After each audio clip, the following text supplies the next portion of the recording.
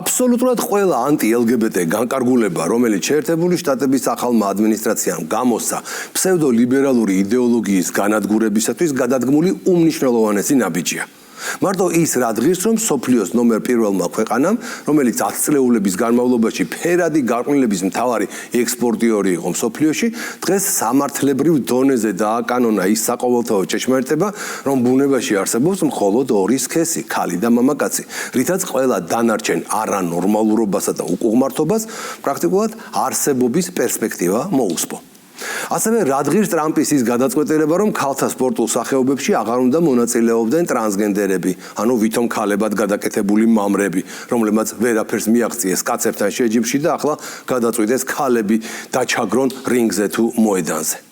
ყველა ეს ინიციატივა ერთმნიშვნელოვნად უმნიშვნელოვანესია, მაგრამ ის რა გადაწყვეტილებაც მიიღო იუტა შტატის საკანონმდებლო ორგანომ, შეიძლება ითქვას თავისი შინაარსით ყველაზე მეტადაა მიმართული უშუალოდ LGBT პროპაგანდის წინააღმდეგ.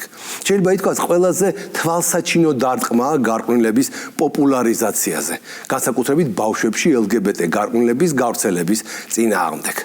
დამეთანხმებით ალბათ, რომ ლიბერასტული გარყვნილების ხილული პროპაგანდის მთავარი ინსტრუმენტი არის მათი ეგრეთ წოდებული ცისარტყელას დროშა.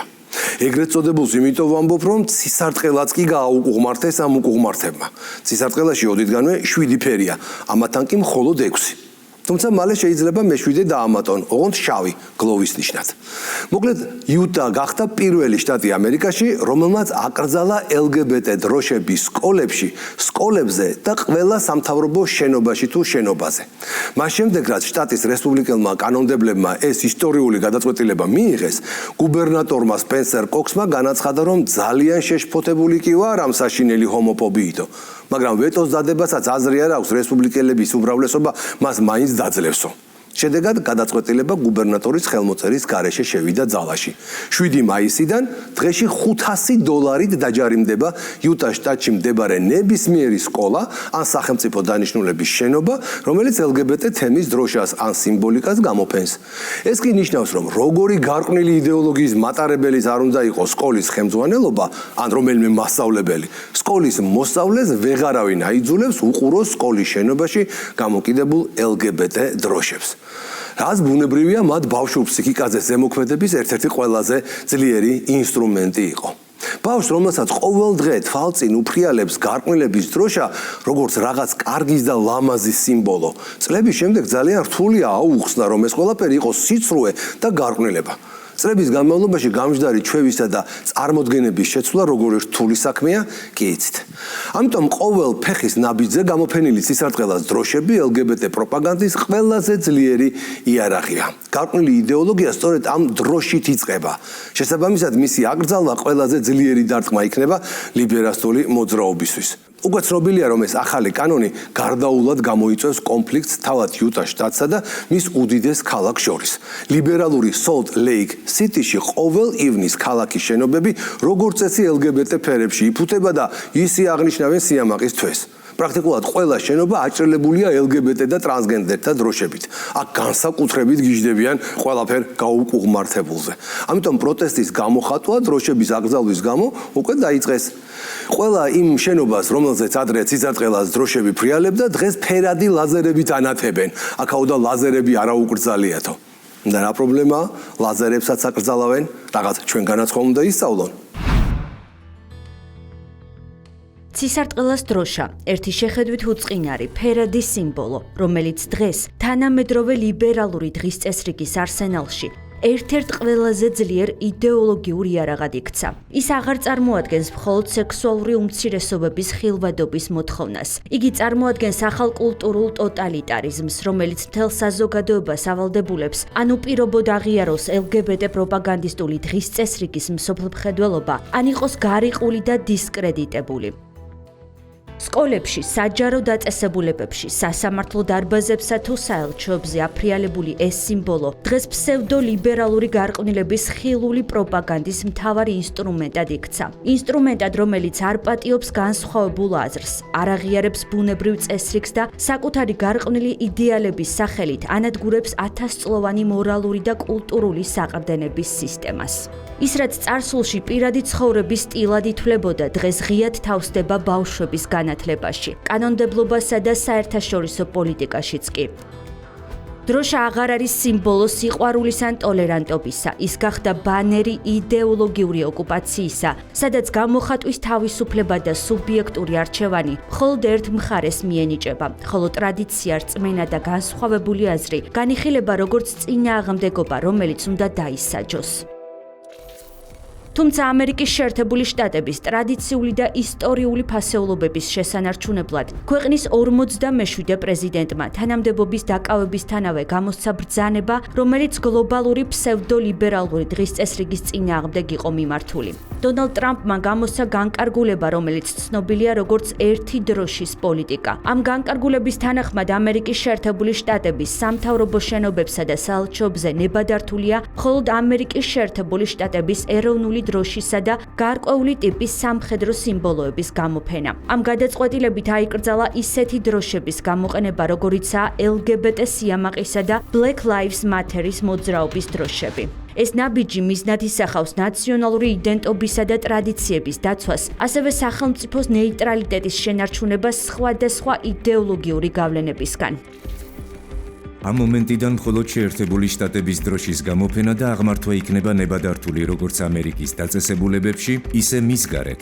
ამერიკის შეერთებული შტატების დროშა აერთიანებდა ყველა ამერიკელს სამართლის, თავისუფლებისა და დემოკრატიის უნივერსალური პრინციპების გარშემო. ეს ღირებულებები, რომლებიც ჩვენი დიდი ქვეყნის საფუძველია, ერთნაირად ერგება ყველა ამერიკელ მოქალაქეს, როგორც წარსულში, ისე აწმყოში.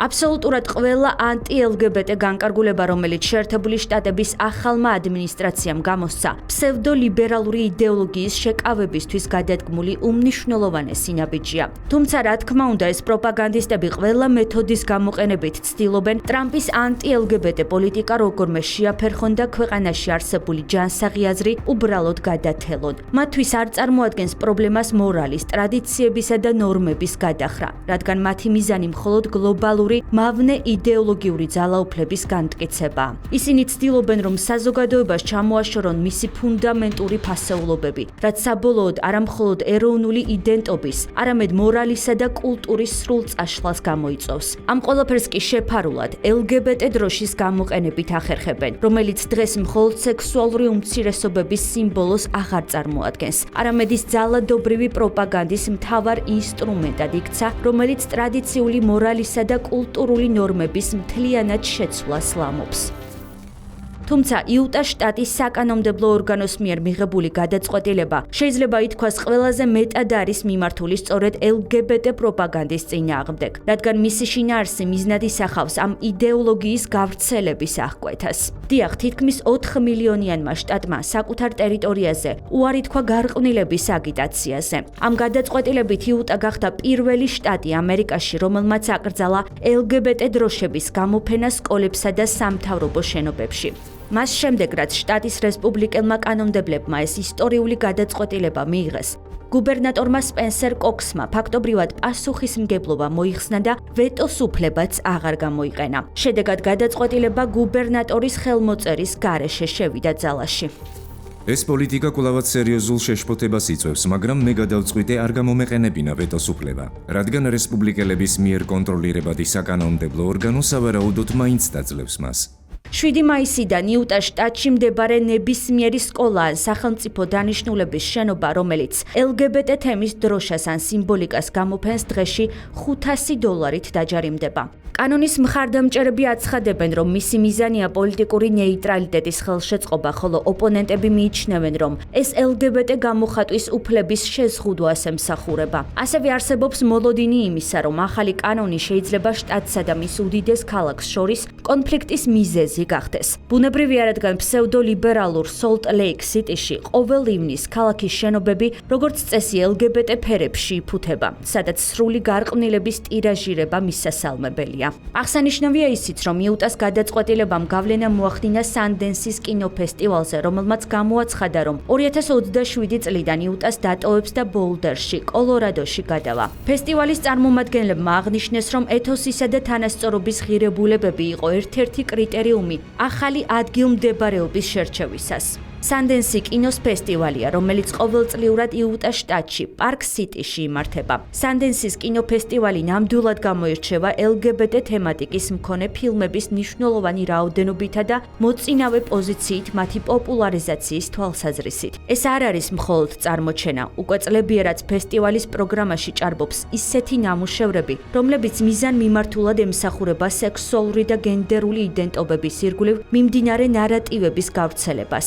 რომ ამ ფესტივალის ავტორებმა იუტაში დარჩენის ნაცვლად სხვა, კულტურულად უფრო ლიბერალურ და ტოლერანტულ რეგიონში გადასვლა არჩიეს. იუტას გუბერნატორმა სპენსერ კოქსმა ამ გადაწყვეტილებას შეცდომა უწოდა. მიუხედავად იმისა, რომ იმედგაცრუებულები ვართ Sundance-ის გადაწყვეტილებით, ვუსურვებთ მათ წარმატებას ახალ ეტაპზე. 40 წელზე მეტი ხნის განმავლობაში იუტამ მხარი დაუჭირა კინოფესტივალს, რომ გამხდარიყო გლობალური ძალა ფილმის, ხელოვნებისა და კულტურის სფეროში. როგორც თავიდანვე აღნიშნე, გვსურდა, რომ Sundance-ი დარჩენილიყო იუტაში. ჩვენ ეს ნათლად გავაგებინეთ მათ ხელმძღვანელობას და შევთავაზეთ მეტად კონკრეტული პაკეტი. საბოლოოდ ეს მათი გადასაწყვეტია, მაგრამ ჯერა რომ ეს შეცდომაა და ერთ დღეს მიხვდებიან, რომ მათ დატოვეს არა მხოლოდ ადგილი, არამედ თავიანთი მემკვიდრეობაც.